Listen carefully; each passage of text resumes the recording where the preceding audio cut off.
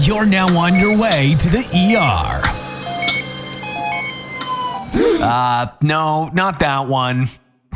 Sorry. It's time for the Entertainment Report. Oh, I get it. The ER Entertainment Report. Genius. You're now in the ER with Nick B. He'll cover Hollywood like only he can. Now, here's Nick B.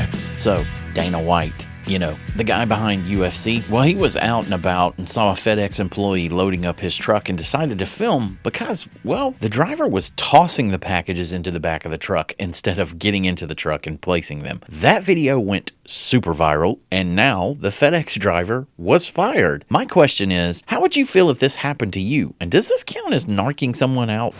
It doesn't look like Scott Stapp is seeing his share of ups and downs now that his life has quickly flown down the drain. It seems Scott's wife of 2 decades is divorcing him. Apparently, the marriage was having issues and the split has been going on since last May. His former wife's rep says she's faced a long battle in her relationship with Scott, and despite never envisioning divorcing him, one day she decided to move on. Gotta say, the fact that Scott's riding high again with his band Creed is seeming like maybe she's wanting to cash out while she can and leave.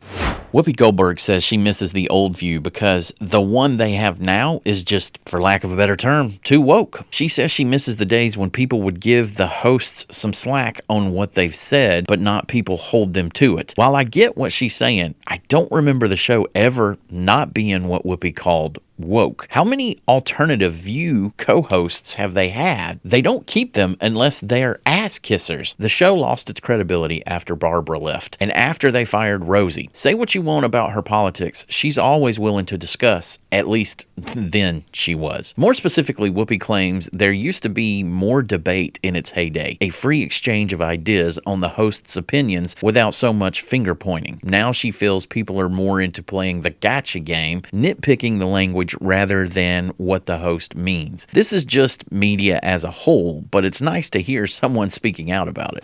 Sean, seems like I've diddled everybody Combs, is asking a judge to dismiss Jane Doe's case for sexual misconduct. Lawyers for Diddlin' Diddy want Jane Doe's suit in which she alleges she was violated by Diddy and others at the age of 17 back in 2003 dismissed with prejudice, and they say the statute of limitations on the statute she's suing under has lapsed. I've said it before and I'll say it again. If your client's argument is, time's up, you can't do nothing, that doesn't look good for your client. But since he's rich, he's probably going to get away with it. Cindy Crawford has revealed a little into her life growing up, revealing her dad wanted boys, and after her brother's death, her and her sisters believed it should have been them. The legendary supermodel opened up about survivor's guilt in a new episode on the Kelly Corrigan's Wonders podcast, telling the host that the aftermath of her 3-year-old brother Jeffrey's death from leukemia. Cindy says her father John had finally got his baby boy, so when Jeffrey died, Cindy and her other sisters felt like, well, it should have been one of us, adding, the household felt weird for years after that.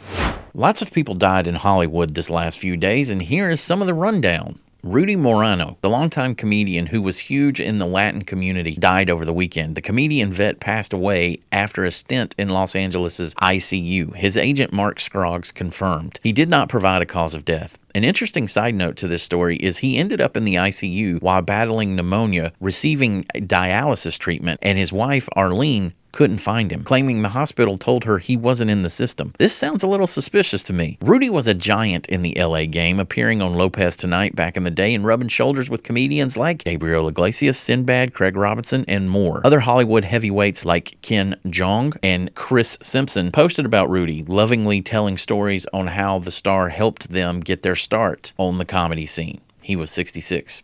Susan Backline, who played one of the most memorable roles in Jaws, has died. The longtime actress and stuntwoman passed away at her home Saturday morning in Ventura, California, according to Matthew Templeton, the agent who handled her convention bookings. Susan got her start in the acting world in 1975 with the role of Chrissy Watkins in Steven Spielberg's shark flick. She's the woman who goes skinny dipping in the ocean in the opening scene and gets savagely yanked back and forth by the shark before she's eaten. Susan's husband, Harvey, said that Susan passed away from a heart attack Saturday morning, noting that he would miss her. She was 77.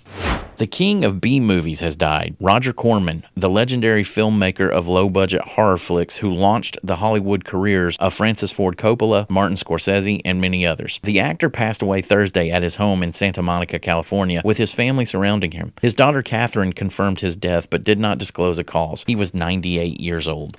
One of my favorite comedians, James Gregory, died. Never got the chance to see him live, but he was always on my local TV station when he came to town, and I've seen some of his specials online. One of my favorite jokes from him was about warning labels on things like shaving cream, and the punchline was something to the effect of, "You realize that means that at some point in the past, some nut said, 'Honey, I think I'll shave in the fireplace today.'" It's a silly, stupid joke, but still funny nonetheless. His family released a statement on his official Facebook page announcing he died from cardiac complications. He was 78.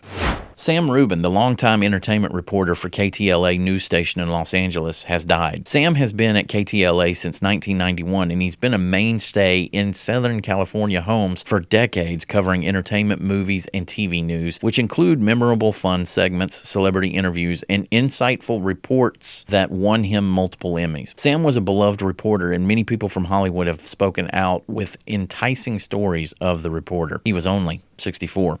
Finally, since we don't want to leave you on such a low note, people are shocked that Barron Trump has a deep voice. Apparently, he was talking with some people at a function recently, and just about every entertainment website out there was surprised at how deep his voice is. Well, he's a guy, so...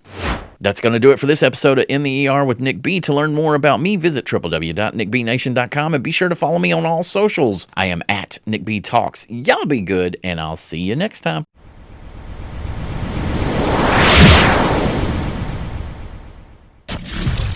The proceeding was produced by Look Butterflies Entertainment. All rights reserved. Unauthorized reproduction or rebroadcast in whole or in part without the express written consent of Look Butterflies Entertainment is strictly prohibited. Check our website for shows, ways to listen, and all of our social media links. To learn more, visit www.nickbnation.com. Thanks for listening, and we'll see you next time.